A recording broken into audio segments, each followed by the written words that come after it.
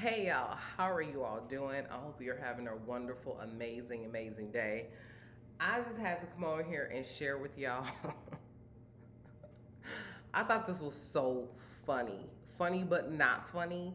I want you all to see colonialism in real time today. Like, if y'all want to know how America was taken over, uh, at one point how different colonies, not colonies, different countries in Africa was taken over at one point.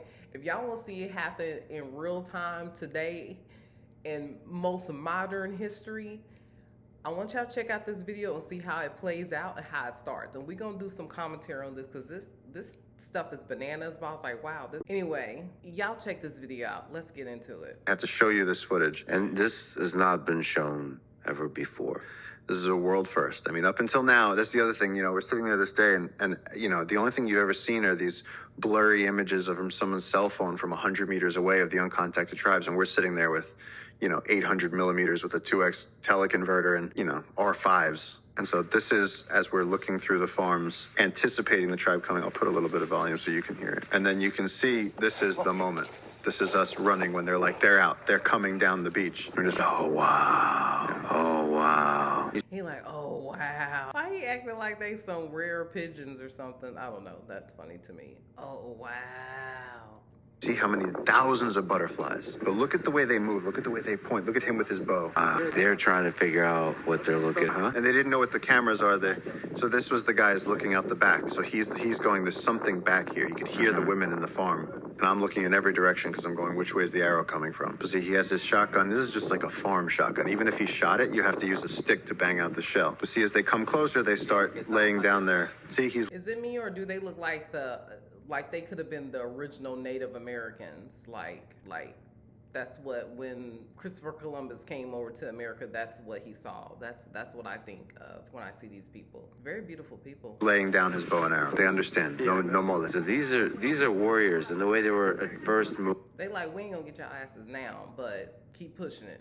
moving, it really looked like they're ready for violence. And now they're all standing in a relaxed. Yeah. And smile? Are they smiling? Smiles come at some point. I would say that one of these guys seemed like in a leadership position. He did most of the talking. What's with the different hand gestures? The holding your hand up to the face. All of this means something. All of this means something. Some had red smeared on their faces. Some had yellow. Did you have a sense of hierarchy at all? Like the boss? Again, there was just these two dominant guys, and like this guy and one other guy who looked almost like him, like his brother. Yeah. Gesture. Wow. This is incredible, Paul. You see the rope? Yeah. Some of that rope is. Yeah, I can kind of tell who the bosses are. Right? All right. So a few of the. But see, even that, as he's pointing, we're Yeah. going, what are you pointing at? Pause. Why they just decide they just gonna feed them bananas? I'm just messing with y'all. I think that was just what was in the local area that they could get for these people. But that was kind of funny to me. You guys are nuts. You guys are nuts. You see as though they're rushing in, there's this desperation. They're hungry. They Is also. that in the water? Hold on. They don't look hungry to me. They look like they are very well fed and in shape. Like, why are you just gonna assume they just see opportunity to grab some food and take it back to their tribe? Like, why they gotta be hungry? They don't look hungry to me. But anyway, go ahead. Is that Rommel in the water? In this particular video, it's a guy named Lena. But like, see these guys, they're fighting over it. It's not that we're all going to share it later. It's, I get mine, you get yours. And so what does that mean? Yeah. But here they're in peaceful. Again, I don't see them fighting over it, and I don't see them saying that I'm gonna get mine and you gonna get yours. You see the things that are, I can't figure out the best way to say it, but see how he's making assumptions and putting those assumptions out there that these people are, quote, savages. I'm gonna get mine, you get yours. It looks like grab as many as you can before they try to do something to us, because we don't know these people, and let's take this shit and get on up out of here. You gotta pay attention to what type of mental stuff, mental games that people try to play with their words. Now, after we'd given them several boatloads of bananas, things did calm down. Rommel said to them, look, we've given you what we can give you. We gave you sugarcane. We gave you boatloads of plantains. And so then there came a time where things were a little more relaxed. They were walking around. At one point, we had a great moment where we'd given them the plantains, we'd given them the bananas, and he'd said, look, that's it. He said, we've given you what you asked for. You asked for bananas. We don't cut the trees here. All of us here are not tree cutters. We're indigenous people, and he couldn't explain who the hell we were, but they were like, we don't cut the trees. We're not the loggers. And they're like, okay. So then at some point, Ignacio went out and started, he'd go like this and they'd go like this. And, he'd like dance a little bit, they danced a little bit. And then there was this very human moment of just sort of joking. So even Ignacio warmed up. Even Ignacio warmed up. Once he realized it didn't seem like anyone was going to die that day, things did calm down. It was a false sense of security. Here, I'll show you. There's a couple more things that are relevant here, though. Yeah, this is just them interacting with the boat. This is truly incredible, man. But then they don't have boats. They don't have stone tools. They don't. Imagine if you showed them ice. They wouldn't. This is historic. You hear of Percy Fawcett encountering the tribes. We've heard of anecdotal accounts of the tribes. This is the first time that the tribes have been filmed, that we can hear their voices, that there's a documented interaction happening. This now, look how comfortable he's getting. He's so close. They asked him for his shirt. He gave his shirt. They asked him for his pants. He gave his pants. He was in his underwear. Yeah. You see the shirt that's over his shoulder. Ignacio took off his Jungle Keeper shirt and threw it to the anthropologist. And So why at this point you get the opportunity to film these people and kind of see how they interact a little bit? Here's the thing that you could do. Just be like, okay, wow, that was a great experience. I'm glad we were able to film them and get to see what kind of like who they are, kind of what they got going on. And they allow us to live. Great, that's a win. Let's go back and just document this stuff and then leave these people alone. Why not just do that? But y'all continue to watch and listen to what he says next. And this is the whole point of my video. Just keep watching. The anthropologist walked it off and threw it to them. So over the shoulder of that uncontacted naked warrior is a Jungle Keeper shirt with the logo showing. So they're like their second shirt. And just upgraded that guy's status in the tribe. He's gonna be the new boss with that shirt. He's got a dope ass polo. Yeah. He didn't even have to order it. But yeah, this isn't like the aftermath when things were calm. And then my sort of moment with this that really stuck with me was when Rommel said to me, he said, they're asking about you. And I said, what are they asking? I said, me? He goes, yeah, they're asking about you. And, again, I'm not tall, but compared to the people in the village, I was a little bit taller and big shoulders. And they said, you look like a warrior. He said, could you come forward? He said, show them that you don't mean any harm. He said, show them your palms. And so he pulled me up onto the beach. And this was right before they left. But see, I hold up my hands, listen. And they sang back, singing. What I take from this is that they thought he was maybe the chief of the tribe like they have in their type of hierarchy. And they were basically... What I took for this is that they were thanking him, and they wanted to specifically thank who they thought was the chief or the leader of that tribe. They were thanking them. That's what I took from this situation.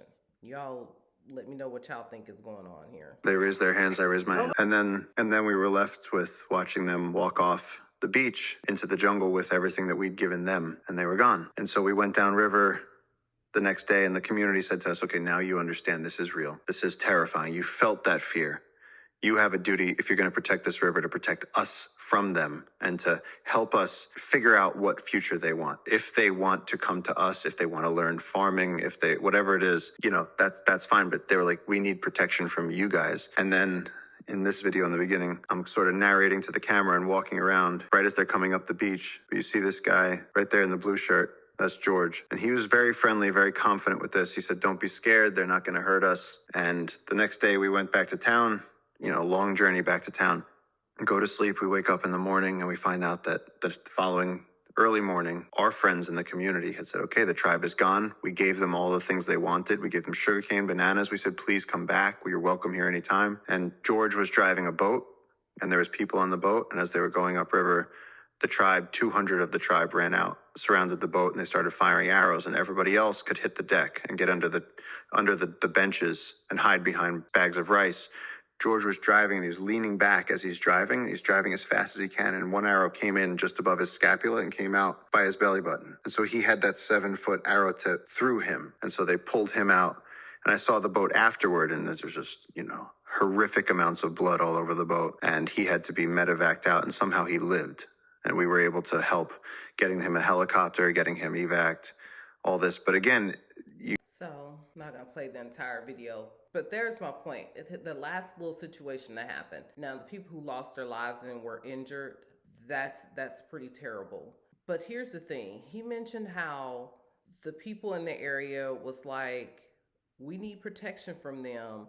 We can choose to teach them how to farm and this and this and this and that. But it appears like you all are the ones that are more curious about them than they are of you guys. So what that says to me is that you all are possibly going into these people's area that they feel that you are becoming a threat to them. They want to be left alone. These people have expressed this over many years that they do not want to be bothered. And there's a constant curiosity to figure out who these people are, what they're doing, and that's fine. But when you go into their area and they feel like you're encroaching on their personal space and you're becoming a threat to them, just like most countries around the world today, there's a reaction to that. There's a, hey, you're coming too close for comfort. I need you to back up. And unfortunately, these people were injured in the process of learning that. But it's like, why do we have to teach them farming? Why do we have to come with the stance of, oh, we need something to be done about these people because they're a threat to us? Why don't you just leave them alone?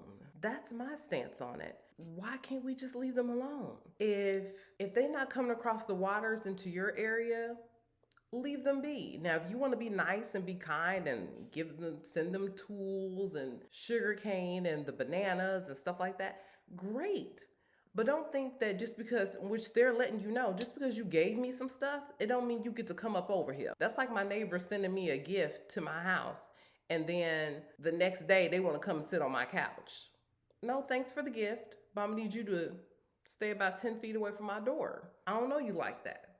And I feel like that's the energy that these people are coming with. Like, we're curious about them. They should let us come and talk to them. They should let us approach their area. Just leave them people alone. They're not occupying that much space. They're not causing grief to you. Why can't we just leave them alone?